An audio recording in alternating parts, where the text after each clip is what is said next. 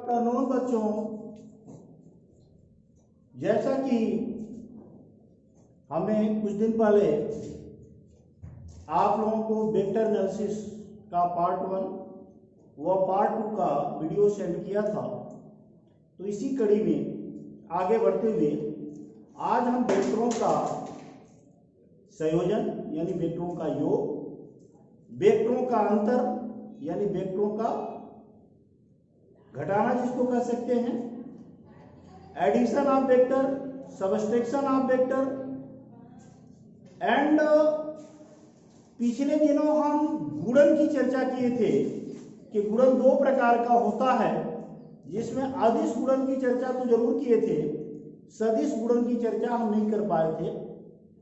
तो आज हमारी कोशिश रहेगी कि हम सदिश गुणन की भी चर्चा करें तथा वेक्टर का वियोजन, एसोसिएशन ऑफ वेक्टर, ये हम आज टॉपिक मेरा होगा। तो पहला टॉपिक है वेक्टरों का संयोजन, addition of vector. Addition of vector यानी वेक्टरों का संयोजन, पहला तरीका तो ये है जिसको हम ज्यामितीय तरीके से करें। मान लीजिए हमारा पहला वेक्टर ये दिया हुआ है ए, और इस वेक्टर से थीटा कोण पर, यानी इस वेक्टर का जो डायरेक्शन है उससे थीटा कोण पर दूसरा वेक्टर भी दिया हुआ है। ठीक है बच्चों, तो पहला मेथड मेरा है ज्यामितीय विधि। ज्यामितीय विधि, ज्यामितीय विधि से हम इन वेक्टरों को कैसे जोड़ेंगे, how to add of given vector by geometrical method.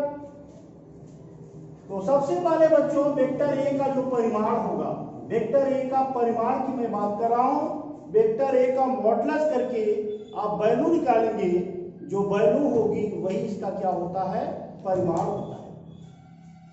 तो सबसे पहले वेक्टर ए का जो परिमाण होगा उतना आप खींच लेंगे। हम मान के चलते हैं ये आपकी यमन रेखा होगी। इसके बाद बच्चों एक कोण जो आपका दिया होगा, कुछ भी दिया होगा 40, 50, 60, 70 जितना दिया होगा, तो इस x अक्ष से ही आप कोण बनाएंगे, यानी इधर से बनाएंगे। तो इस तरह से आप एंगल बनाएंगे और बनाने के पश्चात जितना इसका परिमाण होगा b का, उतना यहाँ पर चाप काट लेंगे। मान लेते हैं यहाँ कट रहा है, तो इस तरह से हमें b वेक्टर प्राप्त हो जाएगा ना। इसके पश्चात हम यहां से इसको मिला लेते हैं और ये वेक्टर हमारा r होगा। r का हम जो भी मॉडुलस करेंगे, ये r बराबर होगा, अगर देखें हम ज्यामितीय विधि से, तो यहां से a वेक्टर और ये b वेक्टर, तो r बराबर जो वेक्टर होता है टेक्निकली इसको हम a प्लस b बोलते हैं। एक कोण आपका क्या है, थीटा। अब इसको हम यदि मैथमेटिकली तरीके से सॉल्व करना चाहें तो इसको बड़े आराम से हल कर सकते हैं। यहां से बच्चों हम क्या करेंगे, लंब डाल देंगे। मान लीजिए बिंदु P है, यहां से हमने लंब डाला, तो ये आपका हो गया Q। ओके, अब आप हाई स्कूल में एक प्रमेय पढ़े हैं, किसी अधिक कोण त्रिभुज में अधिक कोण की सामने की भुजा पर बना वर्ग शेष दो भुजाओं पर बने वर्गों का योग तथा उनमें से एक भुजा एवं दूसरी भुजा द्वारा निर्मित प्रक्षेप के आयत के क्षेत्रफल के दूनी के योग के बराबर होता है। तो आपको ये पता होगा, ये आपका क्या है, अधिक कोण है। त्रिभुज MNP में एक कोण अधिक कोण है, तो अधिक कोण के सामने की भुजा क्या हो गई, MP हो गई। तो इस पर बना जो वर्ग होगा, इस पर बने और इस पर बने वर्गों के योग तथा इस भुजा का प्रक्षेप आपको पता है। इस भुजा को हम थोड़ा सा इधर विस्थापित करते जाएंगे, डिस्प्लेसमेंट करते जाएंगे इसका, और ये तब तक डिस्प्लेसमेंट करेंगे जब तक यह NQ पर नहीं पहुंच जाता। और जब NQ पर पहुंच जाएगा तो ये 90 डिग्री हो जाएगा। जब 90 डिग्री पर हो जाएगा, इसका मतलब ये है कि इसको 90 अंश बनाने के लिए हमें कितना विस्थापित करना होगा, एन क्यू होगा। तो एन क्यू ही क्या कहलाएगा, पीएन का प्रक्षेप होगा, प्रोजेक्टाइल होगा। आइए इसको हम देखते हैं। तो त्रिभुज ये आपका वेक्टर आ रहा है, इसका मॉडुलस करेंगे तो ये इसका मान ए आएगा, इसका मॉडुलस करेंगे तो इसका मान बी आएगा, इसका मॉडुलस करेंगे तो इसका मान क्या आएगा, ए आएगा, आर आएगा। अब देखते हैं त्रिभुज पी क्यू एम में क्या होगा बच्चों, पीएम स्क्वायर इसके बाद बिल्कुल PM square is equal to MN square MN square plus no MQ square MQ square plus MN square plus PQ square. ठीक है बच्चों, ये समकोण त्रिभुज है एम क्यू पी या पी क्यू एम, एक समकोण त्रिभुज है। यहाँ पर हम देख सकते हैं इसको। तो ये हमारा पहला समीकरण बना। आइए छोटे वाले त्रिभुज में देखते हैं। त्रिभुज पी क्यू एन में इसमें क्या मिलेगा बच्चों, पी एन स्क्वायर बराबर ये हो जाएगा P Q square plus N Q square, ये हो जाएगा। अब P N square equal to P Q square plus N Q square. यहां से अगर हम पी क्यू स्क्वायर का मान देखें तो P N square minus N Q square, ये आपका दूसरा समीकरण प्राप्त होगा। हुआ बच्चों। अब इसके बाद हम आगे देखेंगे, ए और ए दोनों समीकरण को ले लें। समीकरण एक व दो से तो क्या मिलेगा, पी क्यू के स्थान पर इतनी वैल्यू हम इसमें रख देंगे तो P N square is equal to M Q square plus P N square minus N Q square. ठीक है बच्चों, तो ये हो जाएगा P M square equal to P N square plus M Q square minus N Q square. इसको लिखा जा सकता है A square minus B square से इसका क्या करेंगे, फैक्टर करेंगे। A square minus B square से इसका फैक्टर करिए तो P N square plus M Q minus N Q और दूसरे में हो जाएगा M Q plus N Q. आप देख सकते हैं बच्चों, P M square equal to P N square. M Q क्या है, एम क्यू क्या है, एम क्यू में से अगर एन क्यू को हटा दे तो क्या बचेगा, एम एन बचेगा। तो यहाँ एम एन लिख देंगे। अब एम क्यू क्या है, एम क्यू दो रेखाओं से मिलकर बना है, एम एन धन एन क्यू। तो इसको हम लिख सकते हैं M N plus N Q और प्लस एन क्यू। इसको जरा सॉल्व करिए तो P M square is equal to P N square, ये हो जाएगा आपका एम एन स्क्वायर। यहाँ पर एन क्यू को ऐड करेंगे तो क्या मिलेगा, 2mn इंटू एन क्यू। ठीक है बच्चों, ये आपका तीसरा समीकरण प्राप्त हुआ।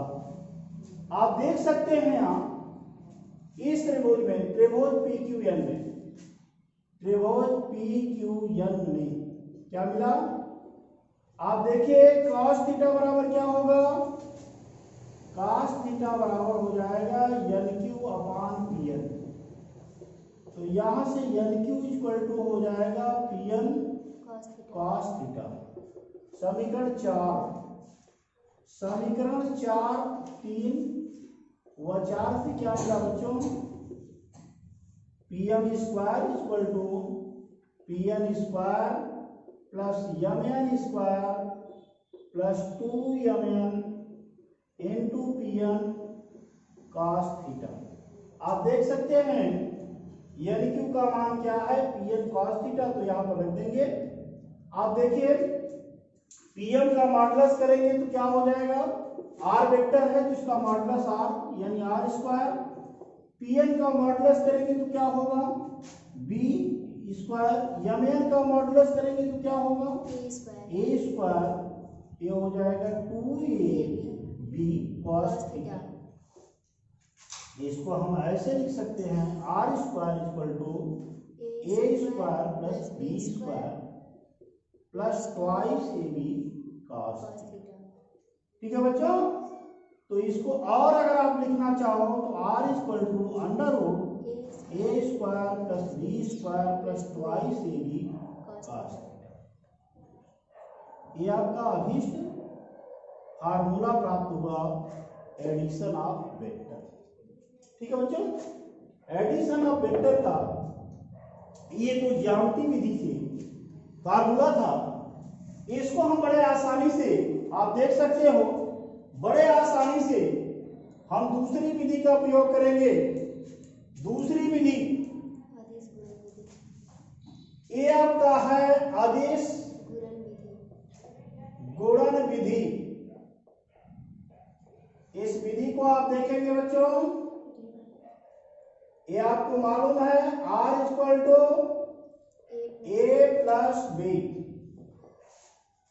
तो क्या करेंगे, स्वयं से आदिश गुणन करने पर, आदिश गुणन करने पर, तो स्वयं से आदिश गुणन करिए तो R dot R E plus B dot E plus B. Okay बच्चों, तो ये हो जाएगा मॉड ऑफ आर आर के बीच में कितना कोण होगा, cos 0। इसका मल्टीप्लिकेशन इसमें करिए तो a dot a plus b dot a plus a dot b plus b dot b। ठीक है बच्चों, अब मॉड ऑफ आर का मतलब केवल आर या पर 1, a डॉट e का मतलब mod of a cos 0, b dot a dot b दोनों लिखा जा सकता है तो a dot b mod of b cos। ठीक है बच्चों, तो आर स्क्वायर इक्वल टू यहाँ हो जाएगा a इंटू 1। अब इसको आप a डॉट b का जो फार्मूला होता है मालूम है, 2 cos थीटा होता है, ये होता है आपका b इंटू 1। आप लिख सकते हो R square equal to A square plus twice A B cos theta plus B square, या इसको इंप्लीमेंट करके लिखना चाहो तो A square plus B square plus twice A B cos theta. ठीक है बच्चों, आप देख रहे हैं दोनों का मेथड तो अवश्य अलग है, दोनों को हल करने का तरीका तो अवश्य अलग है, लेकिन दोनों का जो मूल वैल्यू है R equal to under root A square plus B square plus twice A B cos theta, यहाँ पर भी वही वैल्यू प्राप्त हो रही है, R equal to under root A square plus B square plus twice A B cos theta. ठीक है बच्चों, तो इस प्रकार हम एडिशन ऑफ वेक्टर करते हैं। जिस प्रकार हमारा एडिशन ऑफ वेक्टर है उसी तरह से सबट्रैक्शन ऑफ वेक्टर होता है। सबट्रैक्शन ऑफ वेक्टर होता है तो आप यहां से देख सकते हो, इसी वेक्टर की इस कड़ी में हम आपको दिखाना चाहेंगे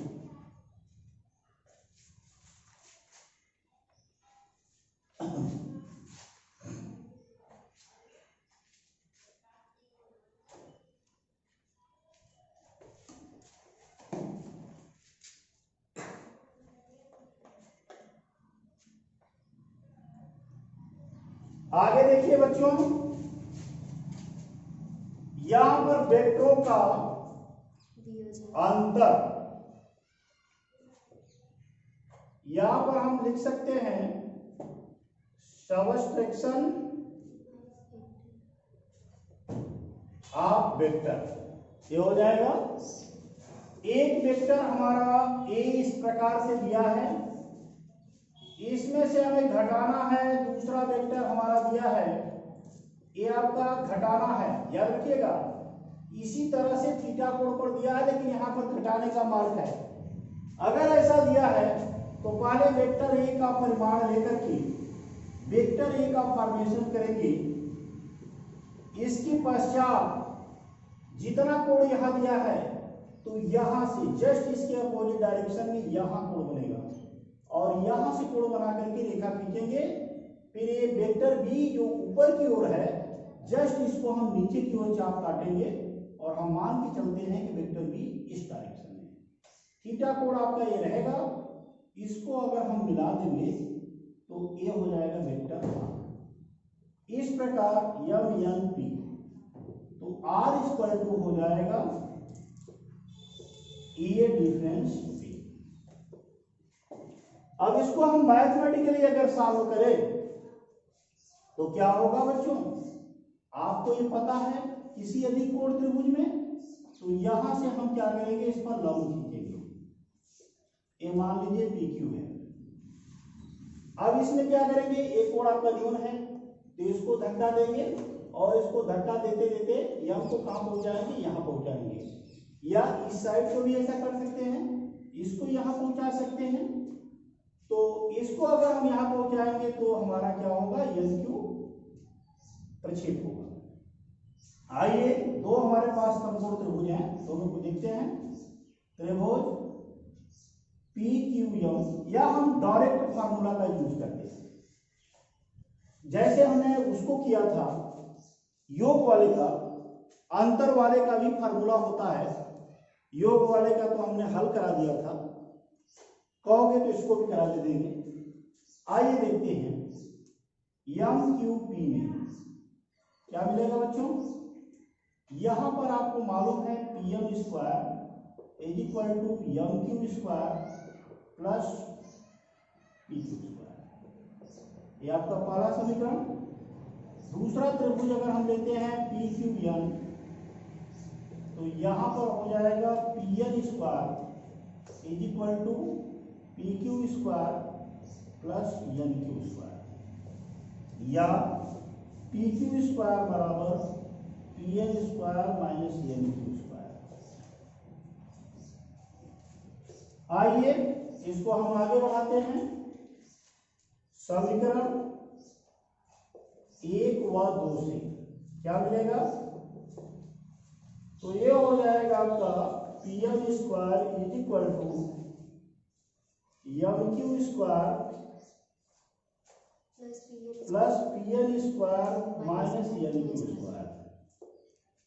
तो यहां पर पी एम स्क्वायर को जो का त्यों रखो, M Q square minus N Q square.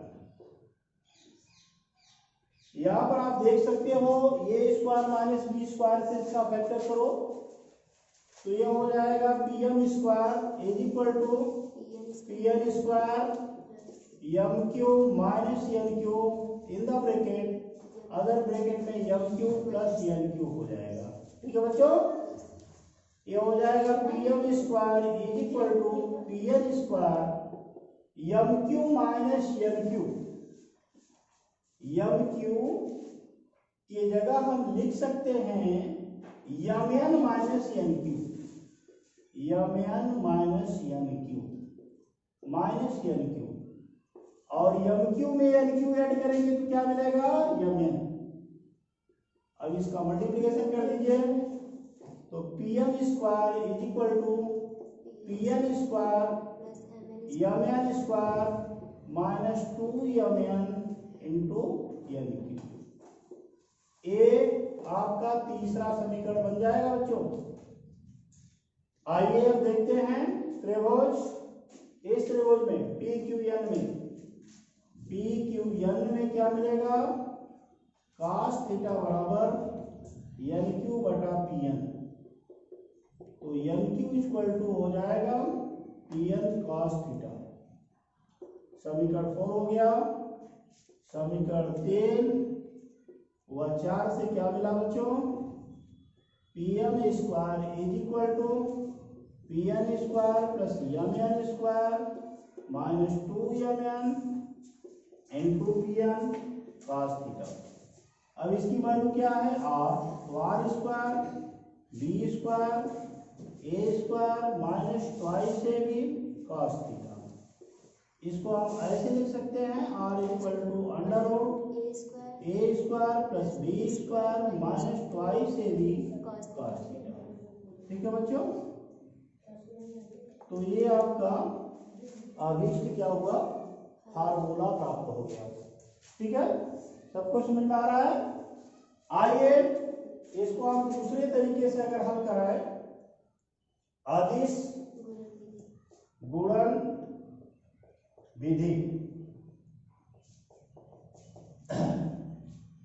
क्या हो जाएगा बच्चों, r इक्वल टू है vector A difference vector B स्वयं के साथ आदेश गुणन करने पर करिए, तो ये हो जाएगा r डॉट r ए डिफरेंस बी, इसको हल करेंगे तो आर स्क्वायर हो जाएगा, ए स्क्वायर, इसका मल्टीप्लिकेशन करेंगे बी डॉट ए और इसका मल्टीप्लिकेशन करेंगे तो ए डॉट बी, यहां से बी डॉट बी का मतलब बी स्क्वायर। तो इसको जब हम सॉल्व करेंगे तो R square equal to A square plus B square minus twice A dot B, it can be write R square equal to A square plus B square minus twice A B cos theta. तो आप देख सकते हैं वही formula हमें प्राप्त हुआ, A square plus B square minus twice A B cos theta. ठीक है बच्चों, तो वही फार्मूला हमें दोनों स्थितियों में प्राप्त हुआ। अगले कड़ी में हम आपको आज अदिश गुणन बताने जा रहे हैं। अदिश गुणन को ध्यान से देखेंगे आप लोग, ये मोस्ट इंपॉर्टेंट है। सॉरी, सदिश गुणन की चर्चा हम कर रहे हैं। अदिश गुणन को तो हम बता चुके हैं, सदिश गुणन यानी क्रॉस प्रोडक्ट,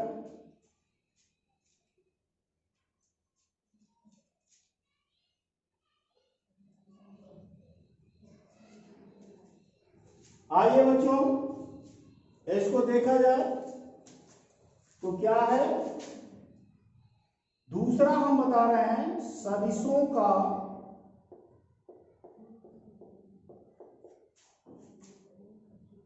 सदिश गुणन। अभी तक सदिशों का क्या था, अदिश गुणन था। इसको लिख सकते हैं cross product of vectors, cross product of vectors, ये बहुत इंपॉर्टेंट है। इसमें एक फार्मूला है, A cross B equal to mod of A mod of B sine theta into eta cap. इस तरह से लगा होता है, जहां थीटा ए और बी के बीच का कोण तथा ईटा कैट ए और बी पर लंबवत एकक सदिश है। ईटा कैट क्या है बच्चों, ए और बी दोनों वेक्टरों पर लंबवत एकक सदिश है। तो यहां पर ये आपका ईटा कैट है। आप देख सकते हैं इसको अगर हम इंप्लीमेंट कराएं आपका लंब कोणीय सदिश में, लंब कोणीय सदिश आपको पता है ये आपका x होता है, ये y होता है, ये z होता है। इस अक्ष के अनुदिश आई कैप एक अक्ष सदिश होती है, यहाँ पर जे कैप होती है और यहाँ पर क्या होती है, के कैप होती है। ठीक है बच्चों, अब ये बहुत ही इंपॉर्टेंट है। जिस तरह से अदिश गुणन में इन एकक सदिश का इंपॉर्टेंस था, उसी तरह यहाँ पर भी इंपॉर्टेंस है। जैसे आई क्रॉस आई क्या होता है बच्चों, मॉडिफाई sin theta, अब यहाँ पर है साइन जीरो, ईटा कैप तो रहेगा, ईटा कैप साइन जीरो का मान जीरो होने के कारण इसकी वैल्यू जीरो। इसी तरह से जे क्रॉस जे क्या हो जाएगा बच्चों, J cap mod of J cap sin zero, eta cap into sine zero, यहाँ पर भी जीरो। इसी तरह से के क्रॉस के मॉड ऑफ के ईटा कैप साइन जीरो। देख रहे हैं बच्चों, आई डॉट आई क्या होता था, आई डॉट आई क्या होता था, 1 आता था, लेकिन आई क्रॉस आई का मान क्या आएगा, 0। इसी तरह जे डॉट जे क्या आता था, 1 आता था। यहाँ जे क्रॉस जे का मान क्या होगा बच्चों, 0। के डॉट के का मान क्या आता था, 1। यहाँ के क्रॉस के का मान क्या होगा बच्चों, 0। ठीक है, तो इस प्रकार आप देख सकते हैं ये सारी चीजें। यहां पर अगर हम दूसरा देखें, जे आई क्रॉस जे, तो mod of I mod of J, और आई और जे दोनों की लंबवत कौन सी सदिश है, आप देख सकते हैं, एक आई हो गई दूसरा जे हो गया, तो इस पर लंबवत के होता है, तो ये हो जाएगा आपका की कैप, और दोनों के बीच का कोण है साइन 90। तो इससे यहां मिला आई क्रॉस जे का मान जो होगा 1 इंटू के कैप इंटू 1, यानी इसका मान के कैप होगा। इसी प्रकार जे क्रॉस के का जो मान होगा वह आई कैप होगा, और के क्रॉस आई का जो मान होगा वह आपका जे कैप होगा। निकालेंगे आप लोग। तो इस प्रकार अदिश गुणन होता है, और वेक्टरों का अदिश गुणन किस प्रकार देखा जाता है, लिखिए, दो वेक्टरों का सदिश गुणन, दो वेक्टर है, इनका सदिश गुणन करना है। माना A equal to A1 I cap, A2 J cap, A3 K cap, तथा दूसरा वेक्टर है बच्चों ए आपका B1 आई कैप, B2 जे कैप, B3 के कैप। अब यहां से A क्रॉस B क्या हो जाएगा, A1 I cap, A2 J cap, A3 K cap. इसमें क्रॉस मल्टीप्लिकेशन कर रहे हैं, B1 आई कैप, B2 जे कैप, B3 के कैप। ठीक है बच्चों, तो A क्रॉस B, इसका पहले मल्टीप्लिकेशन इसमें करिए, तो A1 B1 I dot I का मान क्या है बच्चों, 0। इसी तरह इसका पूरा इसमें करेंगे, तो A2 B1 जे क्रॉस आई। देखो ऐसा होता है अदिश गुणन में तो कोई परिवर्तन नहीं होता, पहले कोई आए बाद में कोई आए चलेगा, वही वैल्यू होगी। लेकिन यहाँ आई क्रॉस जे के होता है, और जैसे ही जे को पहले ले आएंगे आई को बाद में करेंगे, तो यहाँ माइनस के हो जाएगा, तो जे क्रॉस आई हो जाएगा के कैप। फिर इसका मल्टीप्लिकेशन इसमें करेंगे, तो A3 B1 के क्रॉस आई का मान होता है जे कैप। अब इसका मल्टीप्लिकेशन इसमें करेंगे A1 B2 तो हो जाएगा A1 B2 K cap I cross J यानी K कैप। इसका मल्टीप्लिकेशन इसमें करेंगे तो A2 B2 इंटू 0। ठीक है बच्चों। इसके बाद इसका मल्टीप्लिकेशन इसमें करेंगे A3 B3 K cross J। यहाँ पर भी उल्टा है, K क्रॉस K बराबर आई है तो यहाँ क्या हो जाएगा माइनस आई कैप। इसी तरह इसका मल्टीप्लिकेशन इसमें करेंगे A1 B3 I cross K, उल्टा हो गया, K क्रॉस I बराबर ये है तो यहाँ पर भी माइनस हो जाएगा, ये हो जाएगा I क्रॉस K बराबर यहाँ J कैप। फिर इसका मल्टीप्लिकेशन इसमें करेंगे A2 B3 J cross K that is I cap. फिर इसका मल्टीप्लिकेशन इसमें करेंगे तो A3 B3 और K क्रॉस K 0 हो जाएगा। वहाँ A3 B2 तो A हो जाएगा आपका A cross B equal to, आप देख सकते हैं A2 B3 I कैप है और यहाँ पर A3 B2 होना चाहिए बच्चों। तो यहाँ पर आप देख सकते हैं A2 B3 minus A3 B2 I cap ये आपका I कैप हुआ। अगर हम माइनस कॉमन ले लें तो माइनस कॉमन हो जाएगा A1 B3 और J कैप जो प्लस है वो माइनस हो जाएगा, माइनस कॉमन लेने पर माइनस A3 B1 ये J कैप हो जाएगा और इसको इसके साथ हम लेंगे तो हो जाएगा A1 B2 यहाँ पर B2 होना चाहिए, A1 B2 minus A2 B1 ये कैप। ठीक है बच्चों।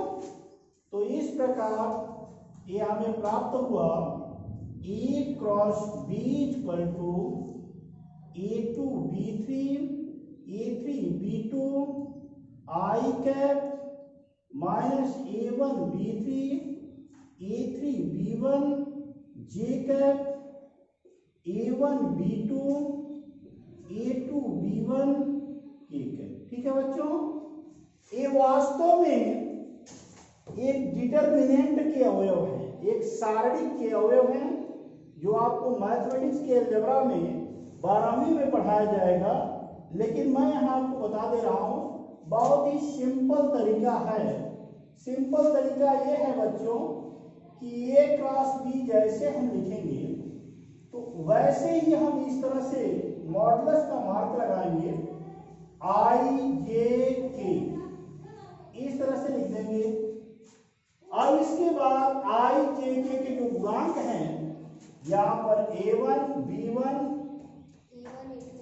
A1 A2 A3, इसमें क्या है B1 B2 B3। ठीक है बच्चों। इसका रूल क्या होता है बता दे रहे हैं। ये आपका एक बार प्लस आता है, दूसरी बार अल्टरनेट में माइनस फिर प्लस, तो पहला प्लस दूसरा माइनस तीसरा क्या होगा प्लस। अब जैसे हम पहला ले रहे हैं तो ये लाइन और ये लाइन ब्लॉक हो जाती है तो इसको हम ऐसे लिखेंगे A क्रॉस B। अब ये लाइन और ये लाइन जब ब्लॉक हो जाएगी तो इसका गुणा इसमें इसका गुणा इसमें करके घटाएंगे A2 B3 इसका इसमें माइनस A3 B2, ये आपका I कैप हो गया। इसके बाद पहला प्लस के बाद दूसरा माइनस होता है तो अब ये जब लाइन लेंगे तो ये लाइन ब्लॉक और ये लाइन ब्लॉक हो जाती है तो इसका गुणा इसमें करेंगे तो ये हो जाएगा A1 B3 minus A3 B1, ये आपका J कैप के रूप में होगा। ठीक है बच्चों ना। और तीसरा लाइन जब हम लेंगे ये तो ये ब्लॉक हो जाएगा यानी A1 B2 minus A2 B1 K cap. ठीक है बच्चों ना। तो इस प्रकार हम अदिश का उपयोग करते हैं। इसको हम इस तरह से भी लिखेंगे और इस तरह से भी लिख सकते हैं। तो आप लोगों को न्यूमेरिकल जब मिलेगा तो आप लोग इस तरह से हल करेंगे। ठीक है। तो इसी के साथ हमारा A पार्ट समाप्त होता है। अगले दिन हम दूसरे पार्ट की चर्चा करेंगे। Thank you very much.